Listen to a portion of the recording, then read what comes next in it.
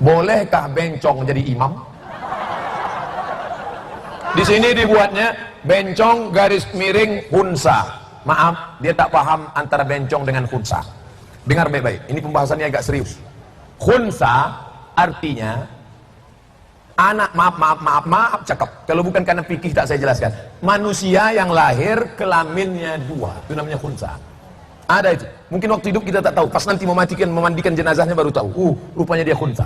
Maka kalau kejadian macam ini dibawa ke dokter, nanti dokter akan bertanya. Setelah diakil balik, mana yang lebih cenderung? Ternyata maaf cakap dia haid, menstruasi. Maka kelamin laki-lakinya dipotong, dioperasi, maka dia menjadi perempuan. Ternyata dia tidak haid dan gayanya macam laki-laki. Maka kelamin perempuannya dijahit dan dia menjadi laki-laki. Ini dibahas dalam fikih namanya bab khunsa. Jelas. Sedangkan bencong bukan khunsa. Bencong ini adalah laki-laki. Definisi laki-laki itu apa? Man lahu zakarun fahuwa muzakkarun. Siapa yang punya zakar maka dia laki-laki, baik hidup maupun mati. Oleh sebab itu maka tidak bisa dihukumkan dia khunsa. Tanya dia, kau kelamin kau berapa? Satu, tak ada yang lain? Tidak. Laki-laki apa perempuan? Laki-laki. Kenapa kau melambai? Itulah. Maka dia ini mudah aja sebetulnya. Panggil Pak Kapolres, panggil Pak Dandim, ikutkan dia program. Buatkan. Pak Kapolres, Pak Dandim duduk bersama, nama programnya Be a Man. Lakilah, jadilah laki-laki yang perkasa. Suruh dia baris berbaris. Siap, gerak. Siap, gerak. Dilatih mereka karate, lari. Lama-lama hilang bencongnya. Tanya, ini diserahkan ke Pak Polisi Tentara, selesai. Suruh dia main bola, suruh dia lari, suruh dia karate. Gitu. Lama-lama hilang. Mudah-mudahan penyakit-penyakit ini, mana buktinya? Ini penyakit di negeri yang membiarkan dia banyak. Tapi kalau negeri itu ketat, dia sedikit. Mana contohnya? Thailand. Bencong paling banyak di dunia di Thailand. Dia termasuk pemerhati bencong. Sampai di Thailand itu ada namanya Miss Waria, namanya Lady Boy. Lady Boy, muka lady, kaki boy. Muka lady macam puluhan, kaki berbulu berotot, leher berjakun. Oleh sebab itu maka ini ada. Tapi di Mesir masyarakatnya ketat. Tidak ada. Saya 4 tahun di Mesir cuma sekali jumpa bencong. Tidak saya cari, tidak jumpa aja. Oleh sebab itu maka kalau masyarakat kita ketat, pendidikannya ketat, sekolahkan agama, masyarakatnya. Ini sekarang bencong ini sedang disosialisasikan melalui film, melalui iklan, melalui TV. Ibu bapak coba tonton TV dari pagi sampai siang, sampai sore, sampai malam. Hitung berapa bencong yang muncul di situ. Acara masak bencong, acara film. Ingat dulu film catatan si Boy, masa-masa kita kecil dulu. Emon ada bencong. Artinya apa? Bencong memang sudah disosialisasikan dari dulu sampai sekarang. Sampai di film kartun pun ada bencong.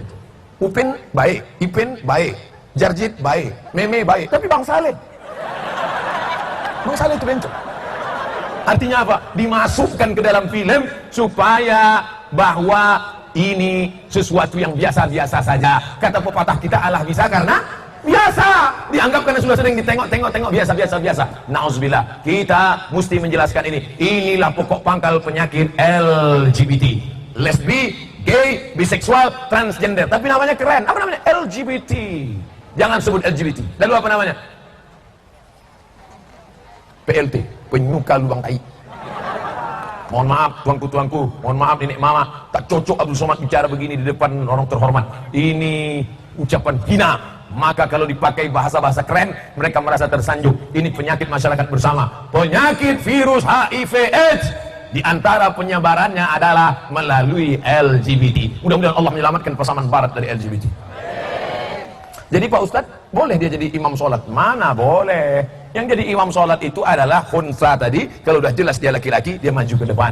Kalau bencong tadi, setelah taubat dia, tiba-tiba dia bisa baca Quran, tiba-tiba dia masuk tahfiz Quran, dan dia sudah sehat. At-taibu minadz-dzambi kama la dzambala. Orang yang sudah bertobat, preman bertatu yang sudah bertobat, bencong yang sudah bertobat, maka jangan lagi kenang masa lalunya. Jangan nanti imamnya mantan bencong. Assalamualaikum warahmatullahi wabarakatuh.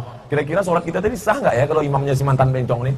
Janganlah kau ungkit masa lalu. Siapa yang tak pernah punya masa lalu? Kita semua pernah punya dosa, betul? Oleh sebab itu yang berdosa adalah orang yang taubat dari dosa-dosanya, banyak-banyak istighfar.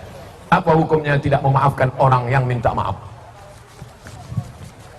Nabi SAW didatangi oleh seorang laki-laki. Laki-laki ini dulu yang sudah membunuh pakcik paman Nabi bernama Hamzah bin Abdul Muttalib. Diambilnya tombak, ditusuknya ke tulang belakang Hamzah, digoncang-goncangnya sampai keluar dari selangkangan Hamzah. Ta'antuhu wa hazastuhu hatta kharaja baina fakhidaihi. Aku tikam ke belakang Hamzah, lalu ku goncang-goncang sampai keluar dari selangkangan Hamzah. Setelah itu diguntingnya telinga Hamzah, diguntingnya hidung Hamzah. Datang pula Hindun dendam ke Sumat, dibelahnya dada Hamzah. Mereka kunyah jantung Hamzah, masak hidup mentah dikunyah. Begitulah dendam ke Sumatnya orang Arab. Arab jahiliyah, musyrik, kafir jahiliyah. Apakah Nabi SAW datang membawa pedang hancurkan kepala? Tak ada. Bahkan kepala panglima perang yang berkata, hadza yaumul marhamah, hadza yaumul malhamah, ini hari balas dendam. Dulu paman Nabi digunting, mari kita gunting telinga mereka. Tapi Nabi mengatakan, hadza yaumul marhamah, ini hari berkasih sayang. Ini hari kasih sayang. Jadi kalau ada orang tak bisa memaafkan, maka sesungguhnya dia belum bisa mengikut menjadi umat Muhammad sallallahu alaihi wasallam. Maafkan, maafkan dia. Kau udah maafkan dia? Saya sudah maafkan dia Pak Ustaz. Sudah datang ke rumahnya? Belum. Tapi udah maafkan. Saya memang udah maafkan. Tapi kalau untuk datang ke rumahnya rasanya 2031 lah Pak Ustaz.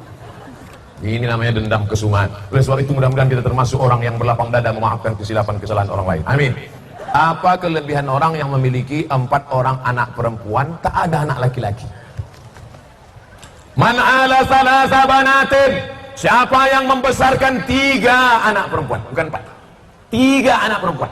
Man ala salasa, wahid isnin salasa.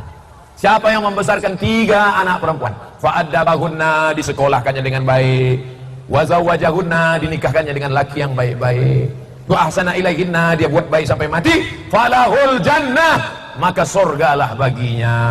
3. Kalau 4 nih Pak Ustaz sedang 3 aja surga, apalagi Om? 4. Yang masih 2 Pak Ustaz, balik dari sini tambah 1 lagi. Mudah-mudahan anak-anak kita solehah-solehah baik-baik. Bagaimana tanggapan Ustaz adanya pendapat tak boleh memanggil sebutan kafir kepada non-muslim? Saya satu kelas SD sama Atyong. Kawan saya satu SD namanya Atyong. Kira-kira nama Atyong ini Islam apa tak Islam? Tak Islam. Berapa tahun saya sekelas sama si Atyong, tak pernah saya panggil dia, Atyong, sini kau kafir. Sampai hari ini hubungan saya sama si Atyong tetap baik, tetap akrab. Saya berdekat rumah dengan Pak Panjaitan, tak pernah kami panggil dia, kafir, tak pernah. Kami tetap menjaga adat istiadat, sopan santun, tata krama. Kami tetap berkawan, bersahabat, karena kita diajarkan. Jadi tanpa dihilangkan pun ini memang dari dulu kita tak pernah pakai. Tapi ayat Al-Quran bercerita tentang orang yang menutup. Kafir itu artinya menutup. Bahasa Inggris cover. Cover itu artinya cover, menutup. Apa yang ditutupnya? Yang ditutupnya adalah nikmat. Nikmat apa? Nikmat yang paling besar adalah nikmat datangnya Nabi Muhammad sallallahu alaihi wasallam. Makanya ada orang yang kufur nikmat, orang yang tak sholat, malas. Kok kenapa tak sholat? Aku malas betul sholat ini. Itu dia kafir, tapi kafirnya kufur nikmat. Nah, jadi pahami makna kafir ini dengan baik. Jadi cara masalah kita menyebut tetangga kawan sahabat kita, begitu juga dengan kita di Pasaman Barat. Tentu ada kawan kita yang Kristen Katolik, ada Protestan, ada Konghucu, ada Buddha, ada Hindu. Tak pernah kita menebarkan kebencian. Bunuh dia kalau tidak seagama denganmu, hancurkan rumahnya, ambil motornya, larikan anak gadisnya. Mana pernah kita mengajarkan yang tak baik.